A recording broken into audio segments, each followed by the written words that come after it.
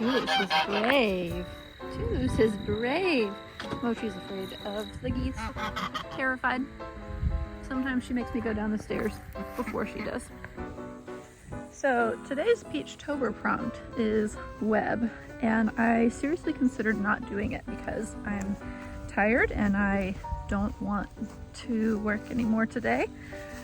But I had previously seen a spider out here with a pretty web. I thought I would try and see if it's still here. I don't see it. Let me look for it. So it's not here anymore, unfortunately. Pretty bummed.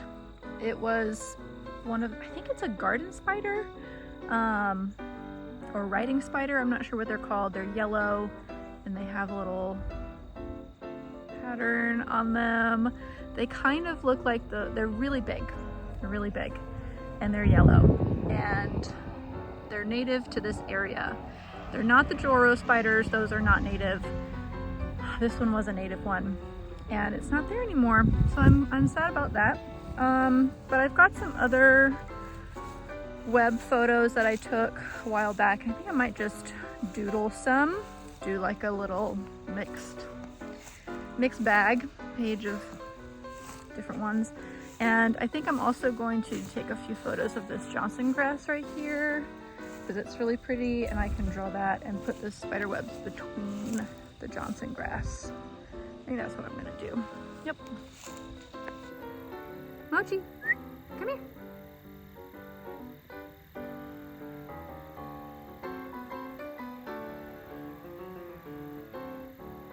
What are you doing? Come here.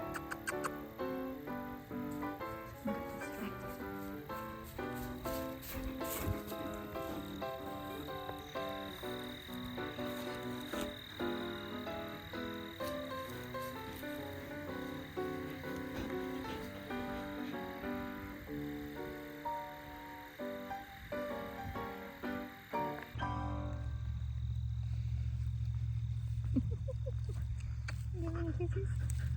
Two kisses? You don't want me to kiss you. You don't want me to kiss you. You don't want me to kiss you. No. Why? I cut some flowers for a fall garland on our fireplace. But I promise I left more flowers. The marigolds have completely taken over my garden space this year, and I'm not sad about it.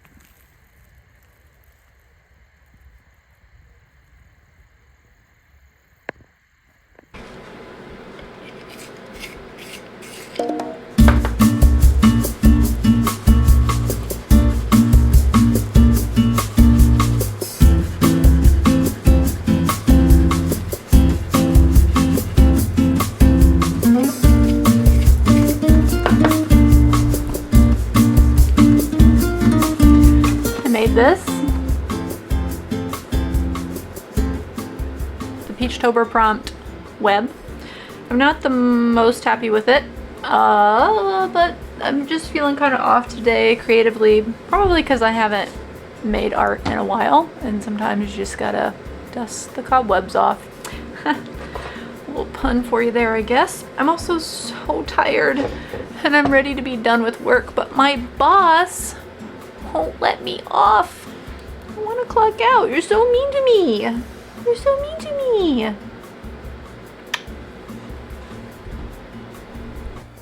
Hi, I just decided to do a little experiment and wash the paper tote. I washed mine just with my regular load of laundry, like in with my other clothes. So I just pulled it out. It's still wet and it looks fantastic. It's more pliable, feels a lot like leather. So far so good. Pretty stoked still. If you want to get one of these bags, I've put the link in the description so you can go grab one. And now I have to get to editing another video to come out. All right, bye. Chicken. Chicken.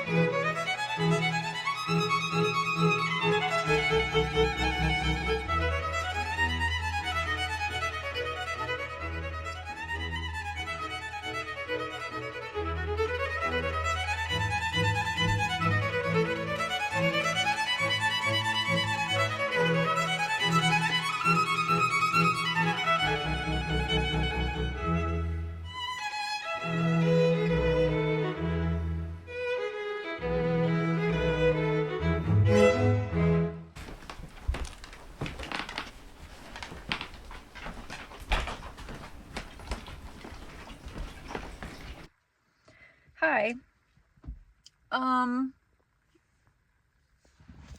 If you've watched any of my other videos, you know that I'm an artist and a farmer.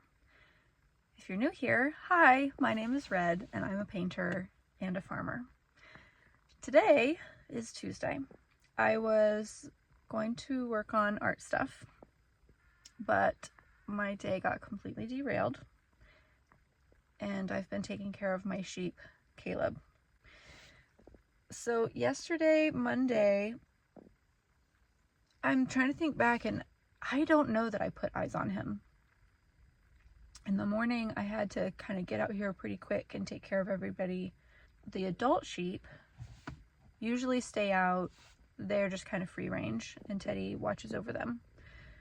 So I'm not 100% certain that I put eyes on Caleb. Usually they're up near the gate when I come out there, but I'm not 100% certain that I saw him. And then last night, Monday night, I got home pretty late from work, from tattooing, and Steven, my partner, was taking care of everybody, and it was dark.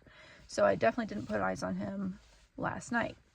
This morning, I went out to feed everyone, and he was around, and I saw him, and he looked kind of odd, and I realized he had blood on his face.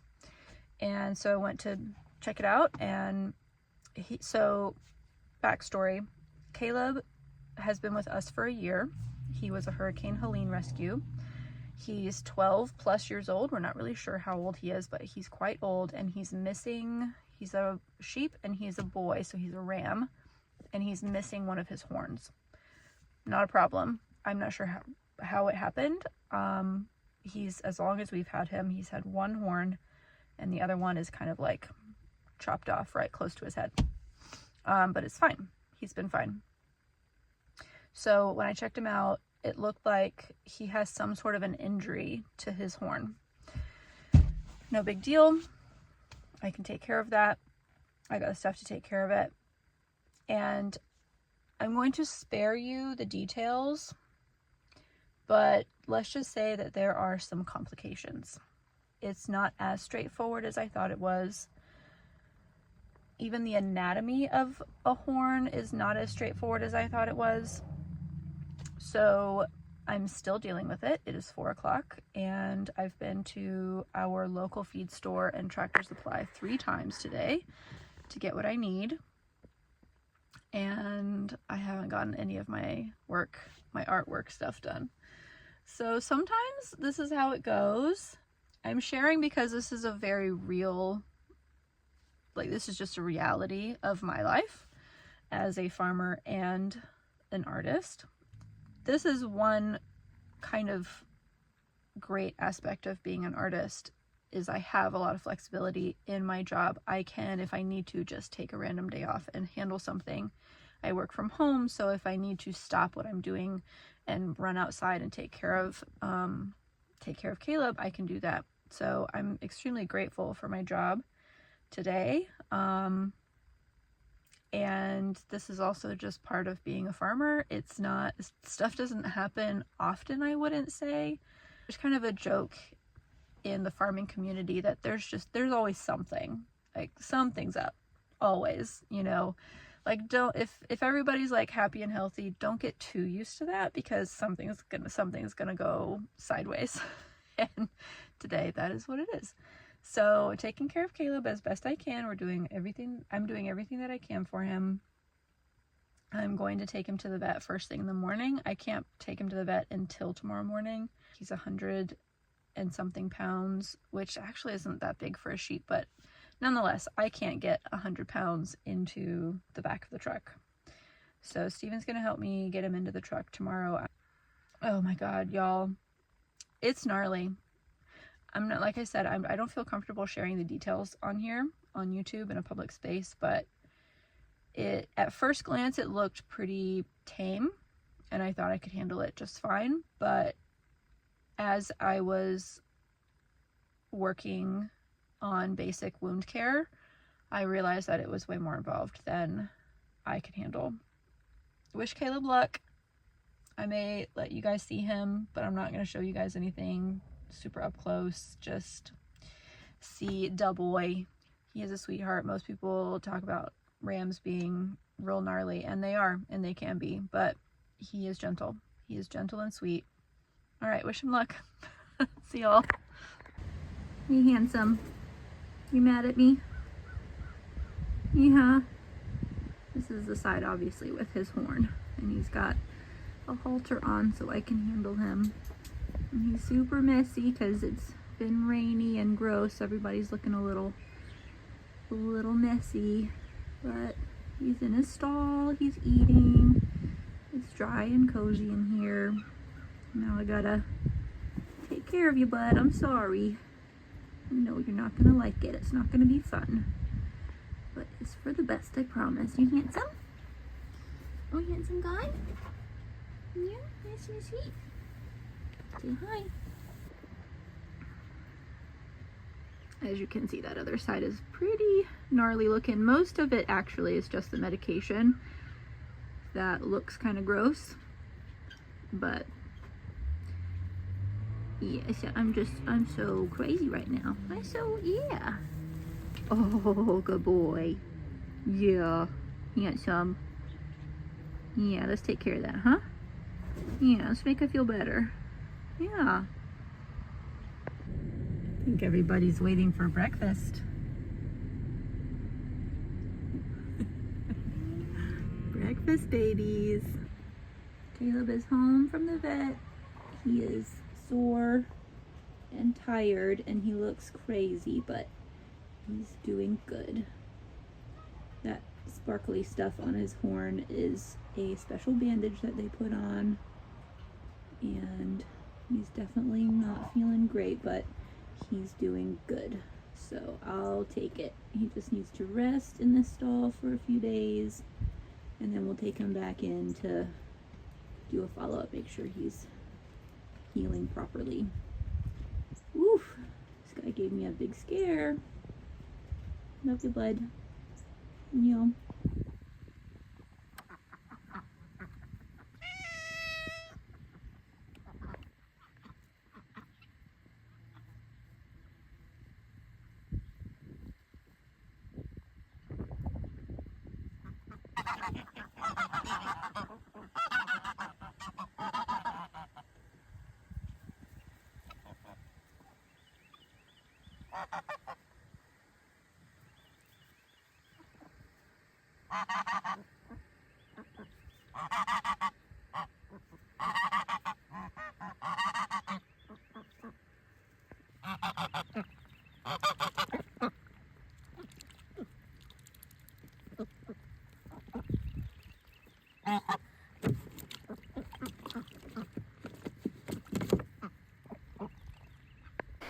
Hi, I don't have much time, but I wasn't even going thrifting today. I went to go look for candles at this antique shop in my town, this specific candle company that I love, Green Creek Candle Company, if you want to know, they're online. Candles are amazing. Anyways, they don't carry them anymore. So I was looking around for them and I found a flannel for Steven, unless it doesn't fit him, in which case I will keep it. Love the colors on that one. Not usually a big purple fan, but it's like kind of a maroony purple, which I love, a warm purple. And then I found this. It says Australian lamb's wool, which is interesting. It doesn't say what kind of lamb, but lamb's wool is typically the softest. Their first few fleeces are the softest. So cute. So comfy. Let's put it on. I'll just show you. It has the same vibe as one of my black sweaters, like the shape and everything. It's a little bit big, but I don't care. So cozy, so comfy. Look at this. I need this to go back or something. Hang on. Cute. Probably wouldn't normally wear it with everything else that I have on, but so comfy. Love the color. It's like kind of a green yellow. I'm not sure. But it's cute and comfy and so soft. Not all wool is super soft. This one I feel like it's like a little bit scratchy, which is normal for wool. But I think I could wear it with a t-shirt. So that's fun. And then also I tattooed a fellow tattooer and artist the other day, and she gave me this cute little chicken print. Look at that. How cute. Little baby. Her name is Mary Lee. It's Mary Made Inc. on Instagram. So if you want to check her out, fantastic and good human. And yeah, it's been fun chatting with her at markets. She finds me at markets, and I'm getting tattooed by her on Monday. We're doing a little tattoo trade. So that's pretty cool, wrapping up tattoos and stuff for the rest of the year. And I get to do a trade, which is fun. I get to tattoo my husband one more time before I'm done. And yeah, I'm running super late. I need to go make pumpkin cookies for Halloween get together with friends tonight, and guacamole, which is something I last minute decided to do. And that's it. Gotta take care of Caleb. I gotta take care of him, take care of everybody else, and then head out for Halloween. Happy Halloween, y'all. Bye.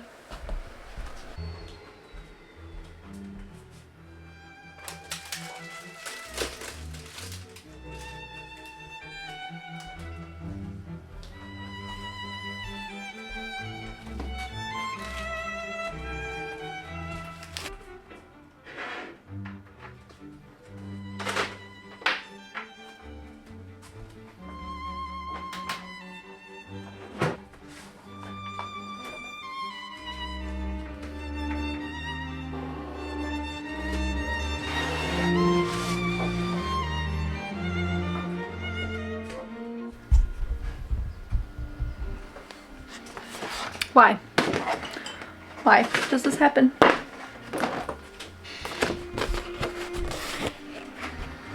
You see that?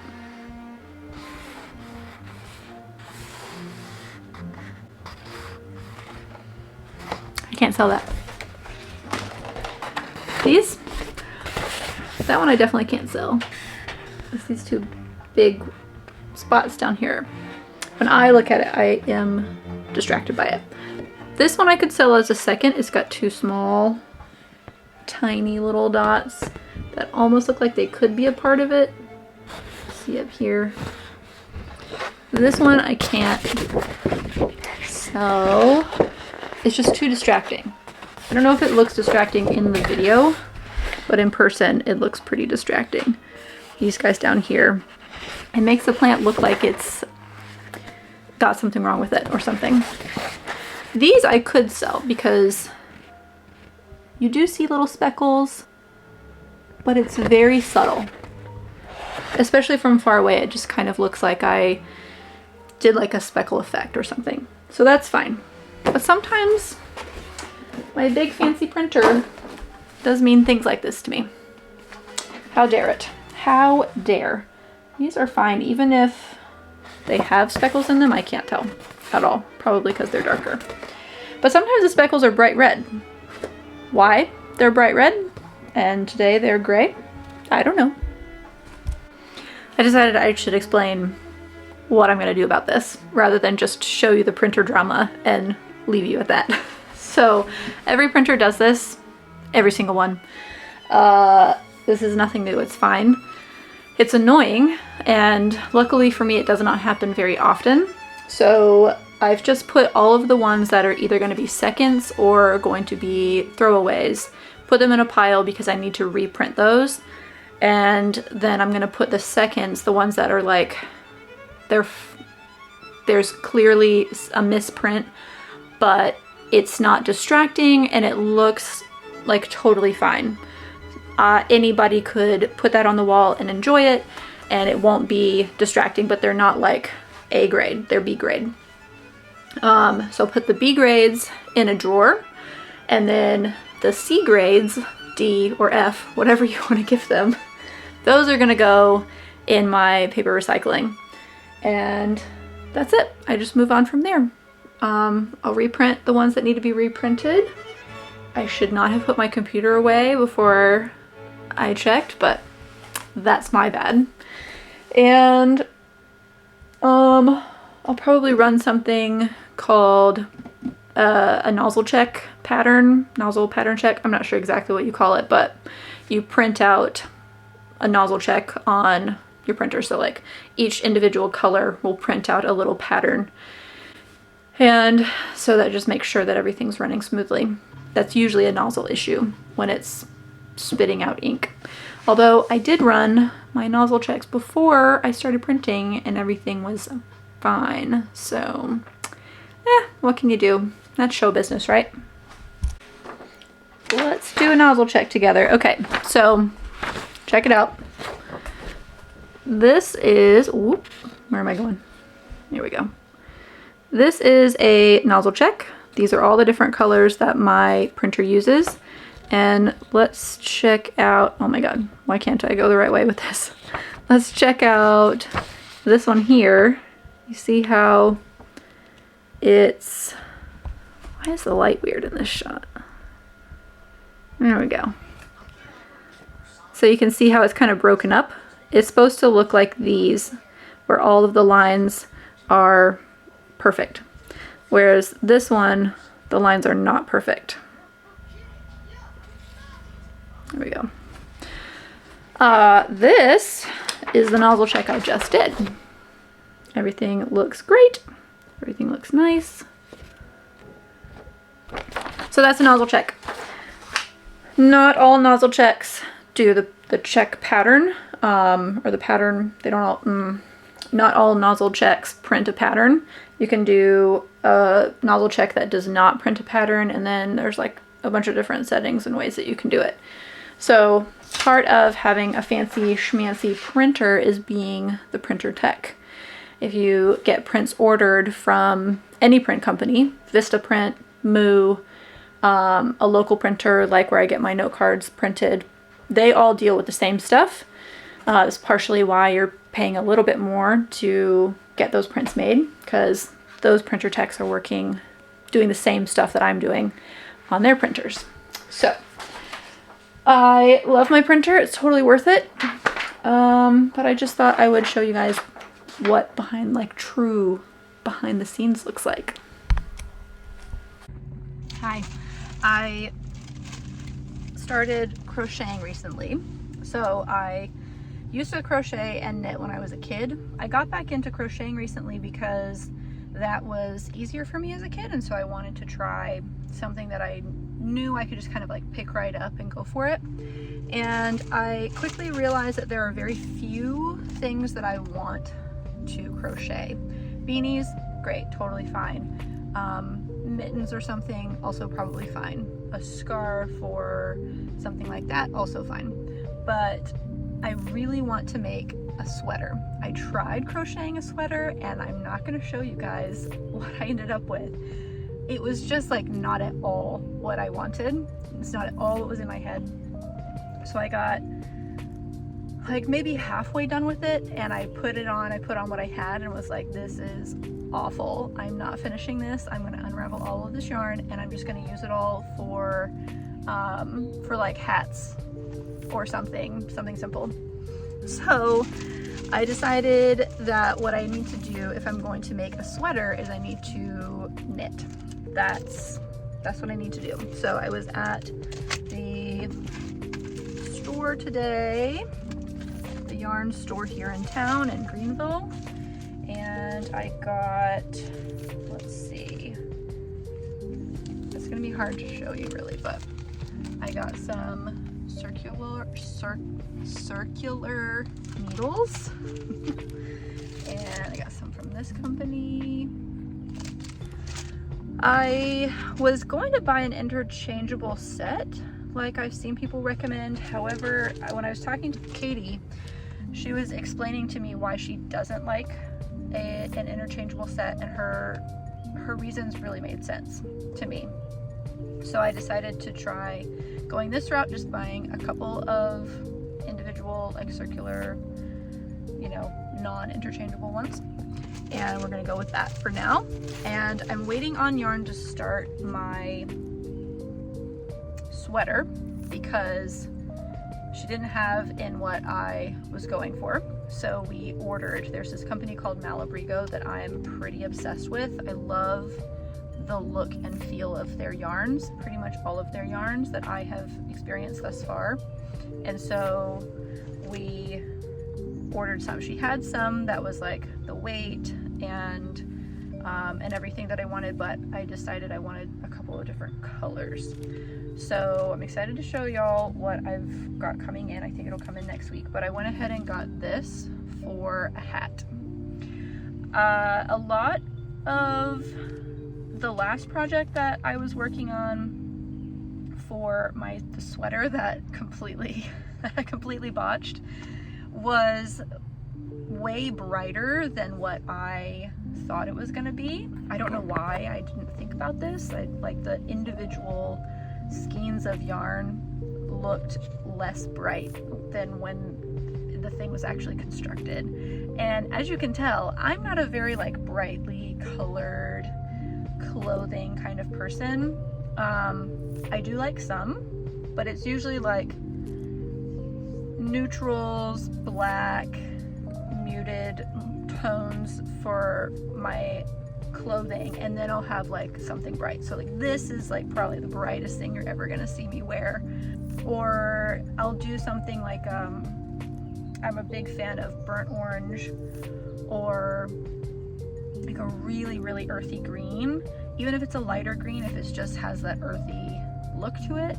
I'm also a big fan of like a darker mustard yellow or like a turmeric sort of color. That's a bright color to me. So I decided, since I'm feeling a little bit, traumatized isn't the right word, since I'm feeling a little bit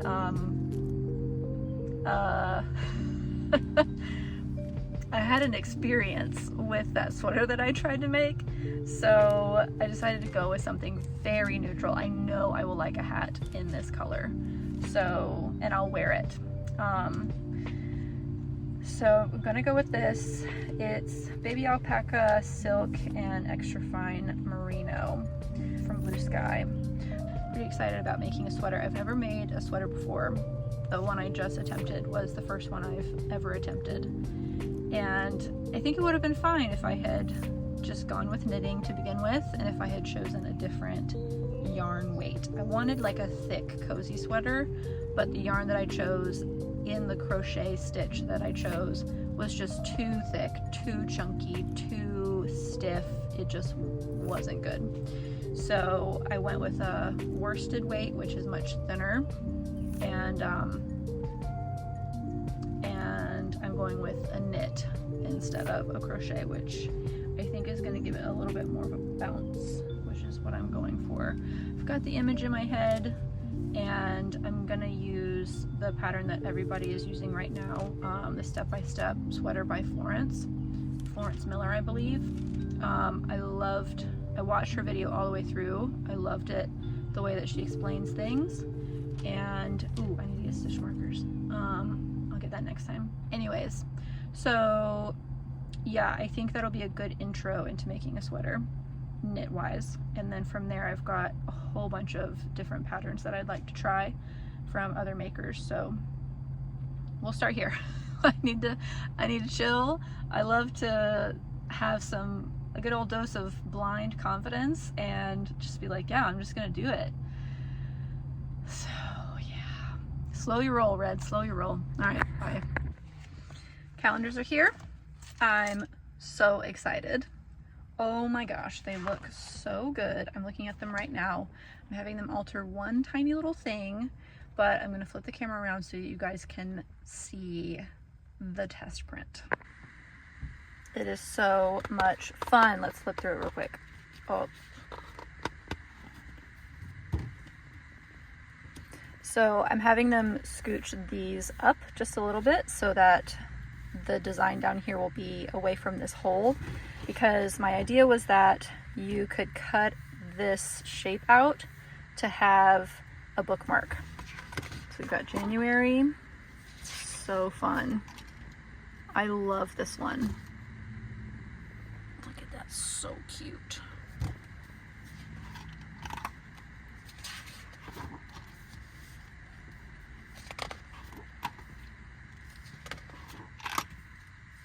So fun. 2 fan faves. Everything is formatted to either 5x7 or 8x10.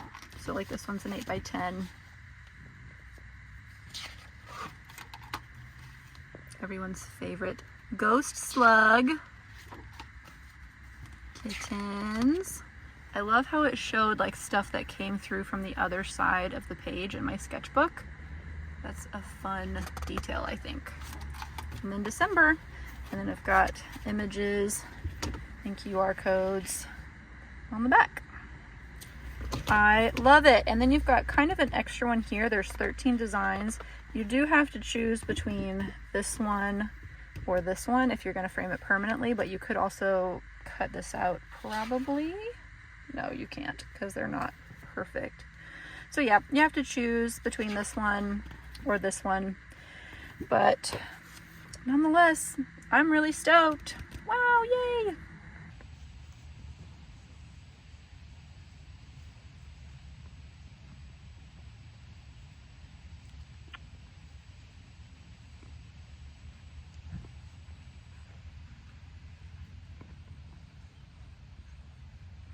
You look at the camera. Say hi. Say hi. Yeah.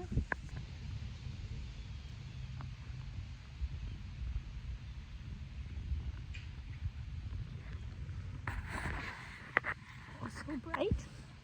Oh, Francis. Very insistent. Yes, ma'am. Watch what she does.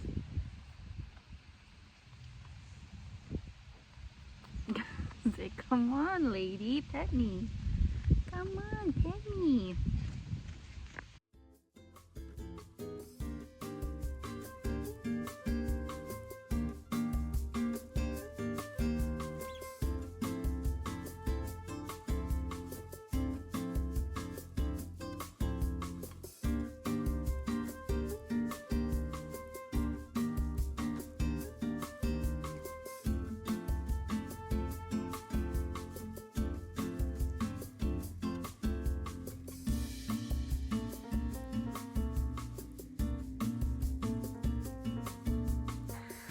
Dinner time?